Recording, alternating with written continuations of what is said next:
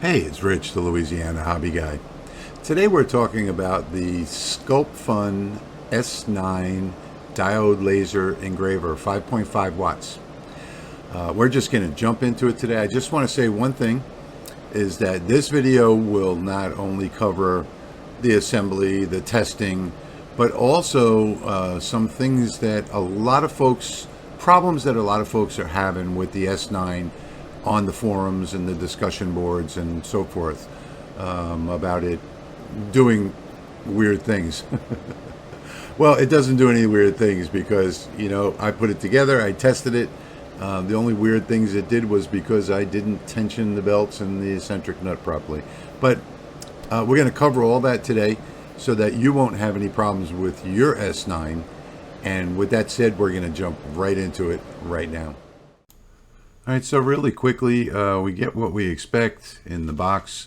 Everything's packaged really well. I love the fact that, everything's numbered. Really fast install, maybe 14 minutes total. All right, so we got an annoying cricket in the laser shop tonight. He's just driving me crazy. But here's the final build. Really, it only took me about less than 15 minutes to put it together. It's done really nicely. I like the fact that you got screws all the way around. 1, 2, 3, 4. All of the extrusion fit perfectly.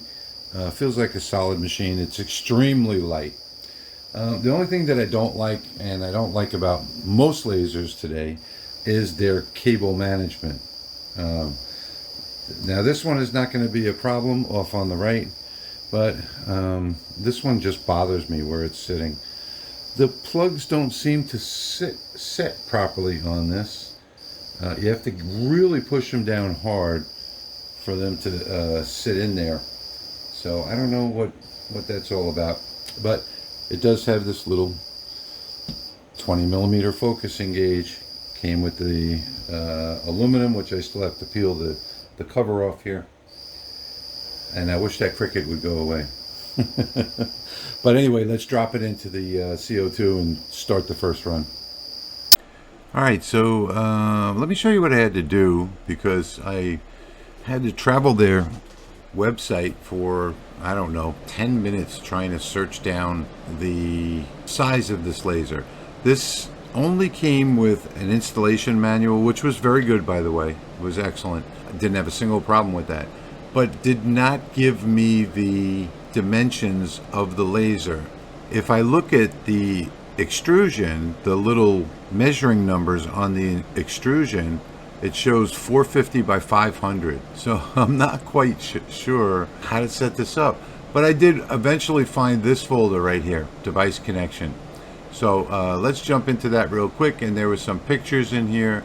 When I got to this picture, no, it's the next one. It says 410 by 420. So I don't know what to use here. Do I use 450 by 500? The laser certainly doesn't go to the 0, position if I manually home it. It looks like it's maybe at 30 and 30 manually homing it. So I'm not quite sure what to do. I haven't reached out to them yet. I just traversed their website and eventually found these photos here. So I'm going to put in the 410 by 420. We're just going to go with that. So let's come over here to devices and let's do a create manually, because I know my software I have too many lasers and the software always crashes. We're just going to do Gerbil and hit next, and we're going to do the 410 by 420 for the X and the Y, like it says. And up here we'll call this Sculpfun S9, and then we'll hit next. Turn off the auto home on startup because it does not have limit switches. Front left is good. We'll say next, and I think this all looks good, and I can say finish and say all right or okay. All right, so if I pull this down now, it should be in my list. There it is. Oh, look at that, COM9. That is a new COM port. And if we look in the console, it says it's okay. So let me just take a look at the settings here. What I'm interested in right now is 110 and 111. So that's going to give me my max speed on this, because they also didn't say anything about that. So we know that we can go at 6,000 millimeters per minute. And that's pretty much all I need to get from the console. We know it's connected. So we're ready to run our first job. Let me bring up a graphic real quick and get the first job running so we can get the testing started and see if all the claims that they make on their website are actually true. So here we go. Alright, so real quickly what I'm going to do is I am going to come to my art library here, to my UTC, and I've broken up my universal test card into several different parts here. So these are all of the parts in here of the universal test card. So just for fun, the first thing we're going to do is bring out this cut test. Let's make it a little bit bigger. Let's bring it up to, say, 91. Looks pretty good. And this is for a standard 5-watt laser. So if we come over here to the cuts and layers, you'll see this is how I normally do test my 5 watts. So there's the text. This is the outer cut, 120 speed, 100% power. This is the line cut over here. And all of these are power scaled. So 10, 20, 30, 40, all the way up to 100. If I were to ungroup this right now and select this one right here and come to the shape properties, you'll see that the power scale is 90%. And if I were to select this one, it'll be 50%. These are all power scaled for a 5-watt laser. This job is ready to run. It's going to be pretty quick, so let me bring out the camera real quick. I'm going to bring the camera out up over here while I talk about something else. I know that all of these settings are okay. We don't have air assist on this one, so I'm just going to hit start, and we'll let that do its thing. And I probably have my cuts and layers wrong. Yeah, I sure do. This one should be down here on the bottom, but whatever, it doesn't matter. It looks like it's cutting right through it at 120, 100, so that's a good sign right there. But let me show you, let me bring this down just a little bit. Let me show you what I did do in here. I've changed the setting on this, even though it says, you know, whatever it says, 450 by 500 on the extrusion. I've changed the width to 385 because I measured it with a tape measure, and it's not 410 by 420. It's actually, the width is actually 420, but the laser beam will only start at 35 millimeters. So it's not really at the 00. So I've deducted 35 millimeters off of the 420, and I came up with 385 for the width. Now on the height, even though the extrusion says 500 or whatever it says, it is 420 minus the width of the laser. So on the height, it's 410, excuse me. So I got 410 minus 19 millimeters to where the actual laser beam is, which gives me 399. So it is actually 385 by 399 if I measure from where the laser beam starts to where the laser beam stops. In other words, the furthest amount of travel. This is not even a 400 by 400 based on what I've done so far. You know, it seems like all of their advertising is off. Why would you put 500 millimeters in markings on the frame if it doesn't, you know, if it only goes 399? And, you know, it just doesn't make a whole lot of sense to me why they did that. But anyhow, so that's what I did, 385 by 399, and that is the actual accurate measurement. And you know what? That could be a reason why people have so many problems with this machine on the forums and the discussion board, because a lot of people say it's running into the end stops and making a horrible noise, and, you know, blah blah blah blah blah. Well, I'm pretty sure that the reason that it's doing that is because of these two measurements right here. If you measure laser beam left to right, you know, you're going to come up with 385 millimeters. If you measure the laser beam from the dead bottom corner to the top stop, it's going to be 399, and it may be 400, you know. But 385 by 400, let's say, for argument's sake, is what this laser really is. So it's running its first test now. I don't think you need to see the whole job progress over here. So I'll just go ahead and get that off the laser and show it to you real quick. Okay, so it's finished its first test. Let's see what we get. Okay, well, I expected that. I expected a little something better than this, though, because all of the claims that they make on their website, this cut was perfect. Oh, that's it's got a little wiggle in the rectangle here. So I'm guessing that I thought that the eccentric nut was perfect on there, but I guess it needs a little adjusting. I'll do that. You can see the wiggle over here as well. That's my fault. Okay, so not too bad. Let's see how hard this is to break through. And I'll use the little wrench that they included, which was really nice, by the way. And see how easy they pop out. And that's it. That's the easy pop outs. That is exactly what I'm expecting from a 5-watt laser. Would be 80, 90, and 100 to come right out. The rest of them, no good. But we can see over here that the cut is pretty uniform all the way around. So I'm guessing that it does have a square spot and not a rectangular one. But let me go ahead and fix this problem with the eccentric nut. It felt fine to me, but I'll go ahead and tighten it so we can get rid of that little wiggle and run some more tests. Okay, so I was right. The eccentric nut was loose, and so was the nut on the back over here. So I went ahead and tightened the nut on the back, and I'm not sure if you're familiar with, or if really most people are familiar with how eccentric nuts work. You can't tighten this nut. This nut does not tighten. It moves around this post in here. And if you can see, there's a little black mark right there.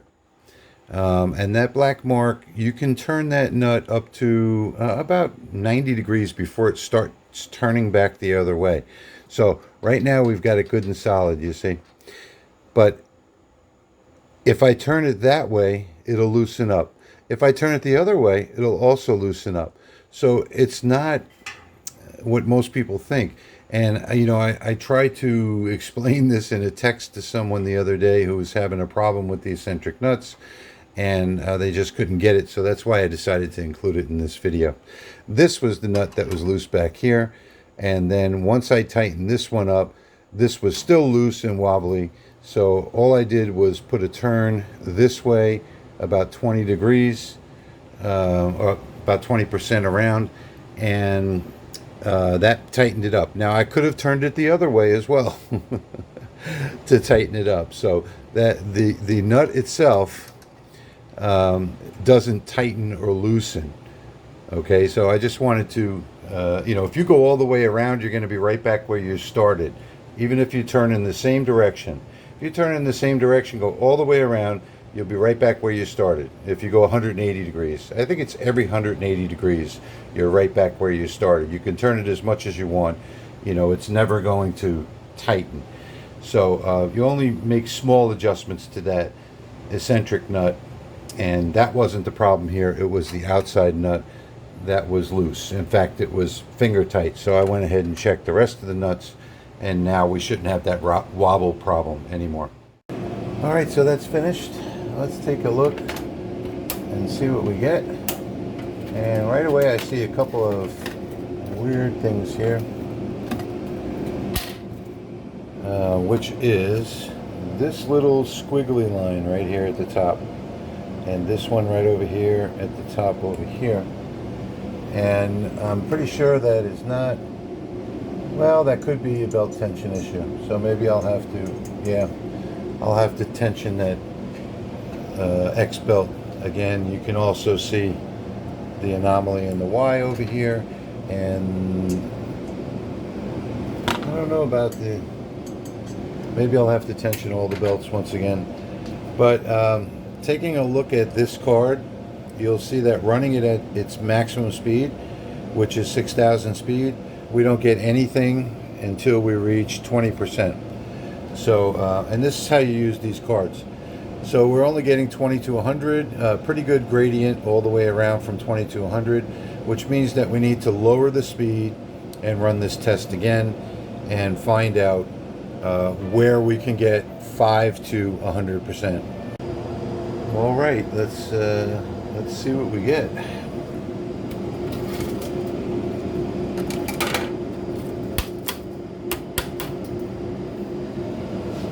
Okay, did pretty good job, I have to say.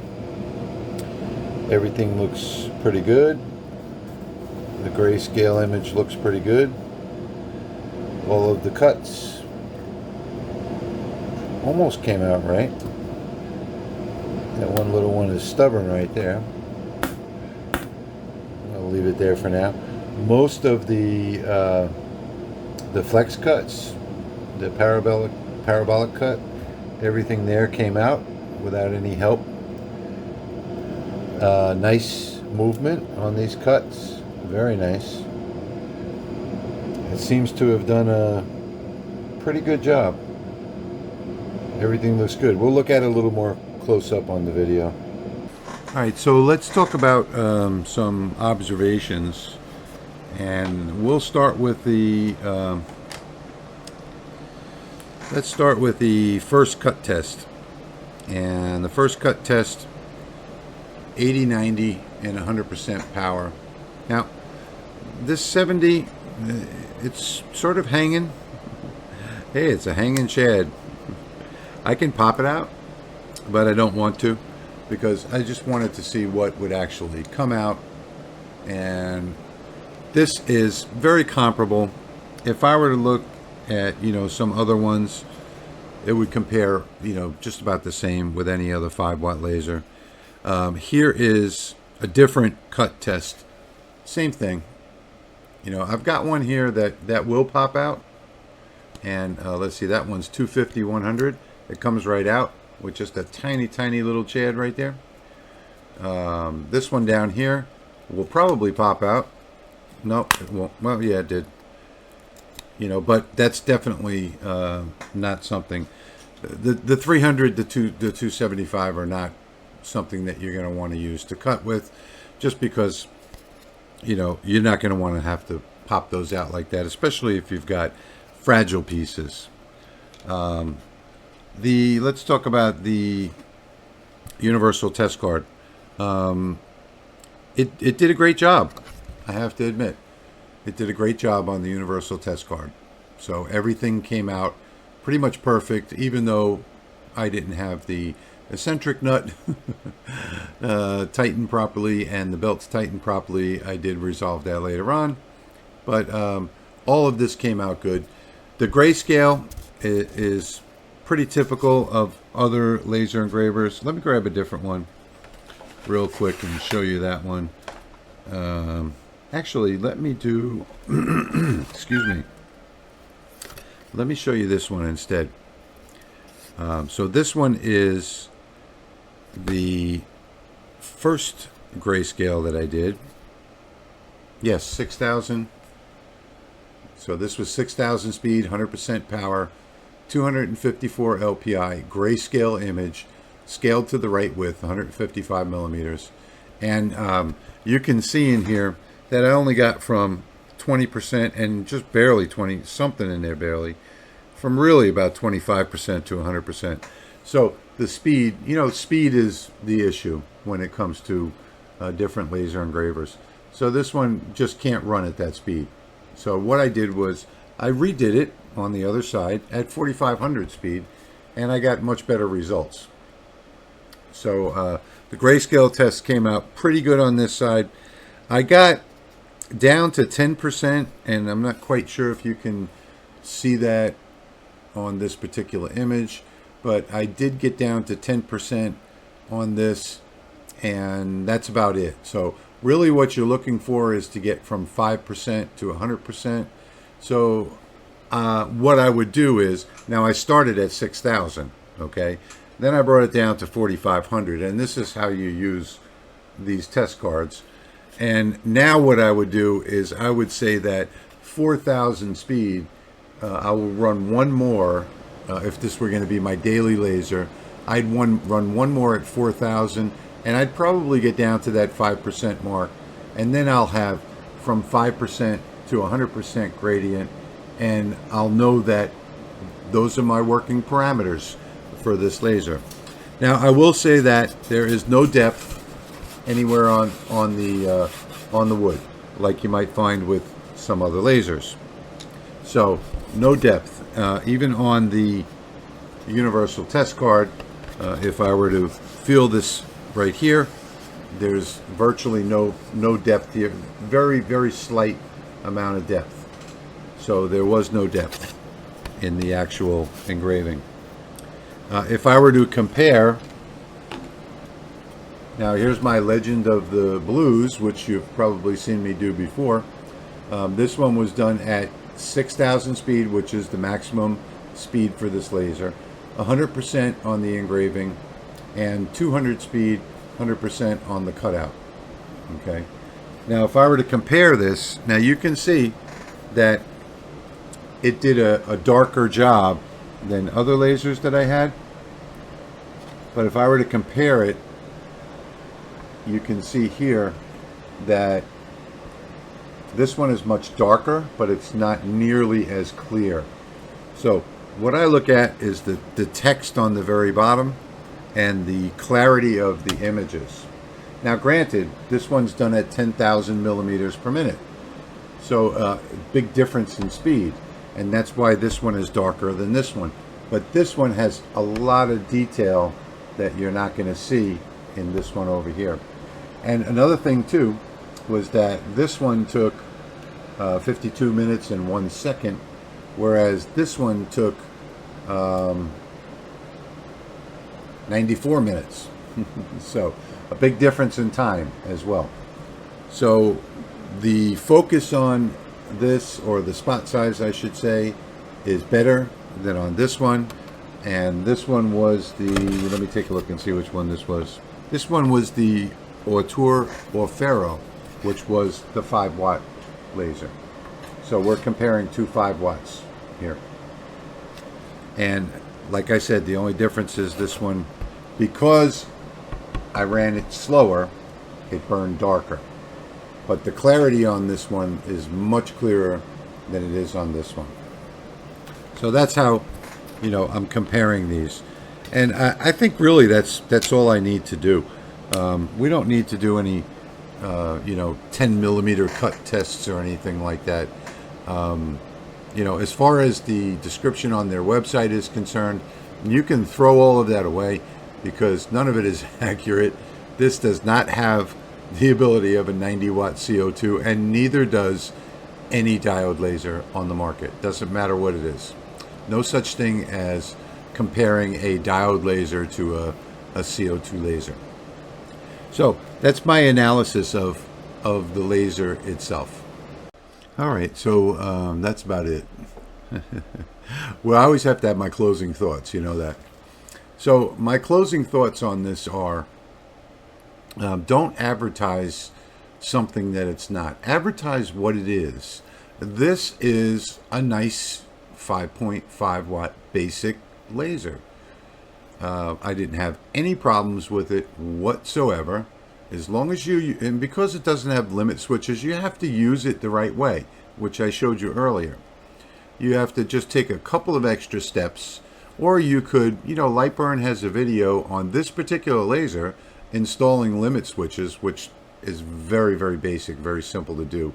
And they have links to the limit switches themselves on Amazon with their videos. So you could go over to the Lightburn software channel, and in fact I'll put the link to the video below, and you can, if you want to add the limit switches, it's easy as pie. I mean, and they also have the file that you can cut out where to mount the limit switches and everything. Really good video done by Light. Lately they're getting real good with their videos. I'm really enjoying them.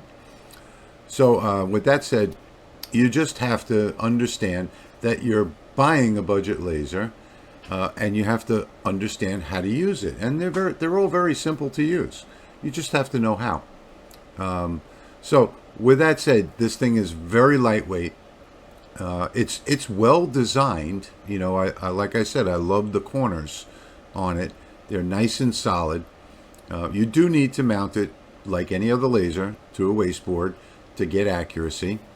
And if you follow my little trick on homing the laser, you'll never need limit switches. Limit switches are, you know, the lazy man's way of homing. Actually, they should be on every laser. I mean, it's what would it cost to manufacture? 50 cents more to manufacture, say $1 more total. It doesn't make sense to me why they don't include them on everything, but you don't have to have them.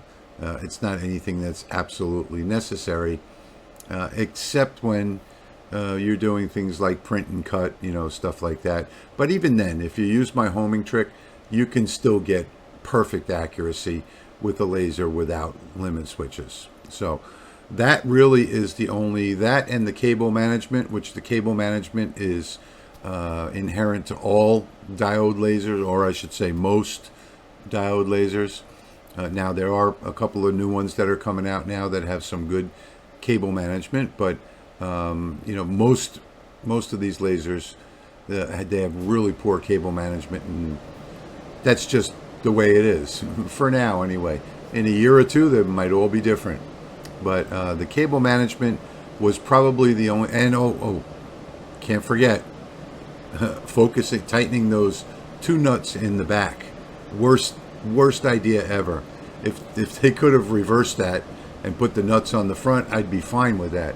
But having to reach around the back to do those nuts, you can't do them both at the same time, because if you do, you'll move the laser head. So if you're not working in current position, you're going to move that laser head and it's going to be off. So yeah, I don't like that at all. I don't like having those two on the back, and that would be one reason why I probably wouldn't use this laser in the shop, and I probably won't, just for that one single fact alone. But you know, I've got 11 other lasers that I could choose from when I want to use a diode laser, so it's not like most people that only have one laser. So those two nuts in the back, you know, you gotta, and what I would suggest is that you simply, before you turn the laser on, put your material in, focus the laser. Doesn't matter where or how you move it. Focus it to the material, then move it back to the home position and turn it on. And that's the simple resolve to that. It's not a big deal. You know, there's no such thing as you know, a problem without a solution. You know, problems are just things that cause you to think a little more to create solutions. So there is a solution to every problem, and you know, it's not necessarily a problem for some people, but for me, with my big hands, you know, getting back there and tightening those really tiny little screws on the back, it's just very hard for me to do. But other than that, you know, as far as, you know, I gotta tell you, I've told you this before, I love all of my diode lasers. So to me, a diode laser is a diode laser. Some of them you use differently than others, you know, and that's pretty much the only difference between them, in my opinion. So whether you have a 5-watt Sculpfun, or you have a 5-watt X-Tool, or a 5-watt ortur, or any 5-watt laser on the market, it's a diode laser. It's a 5-watt diode laser. They're pretty much all going to do the same job. They all have slightly different spot sizes. I didn't find the spot size on this one to be the best out of all of them, but it still did a good job. Still did a nice job on the engravings. So I got to give them that. If I were in the market for a budget laser, I would buy this one just like I would buy any of the other ones. And, you know, like I said earlier, I don't recommend lasers. There's no need to. A diode laser is a diode laser. That's all you have to know. So what you're going to be looking at is shopping price, more likely. So in my opinion, if I were to shop and I were on a budget, I would pick the most budget-friendly diode laser there was. And that's really all I can say about that. I didn't have a single problem with the laser, so that's important. That's important to know. Didn't have a single problem. Some of them you do have problems with, but this one did not have a single problem. The only problems were the problems I created by rushing through the build. So, if I would have paid attention and gone a little bit slower and didn't want to rush through in 14 minutes, I guess, the belts would have been properly tensioned, and I would have noticed that loose nut on the outside of the eccentric nut and gotten the gantry squared up. But I didn't. I rushed through it, and so I created my own problems. Take your time, read the owner's manual, go step by step, follow every instruction in there, including adjusting the eccentric nut, and you'll be fine. I mean, this test was, I'll give it a 95 on a scale of 100. And the only reason I'd take off the 5 points is only because of the cable management, and I'll pretty much do that on any laser. So, anyway, I hope you enjoyed this video as much as I enjoyed making it for you. And as always, I thank you for watching, and I'll see you in the next one.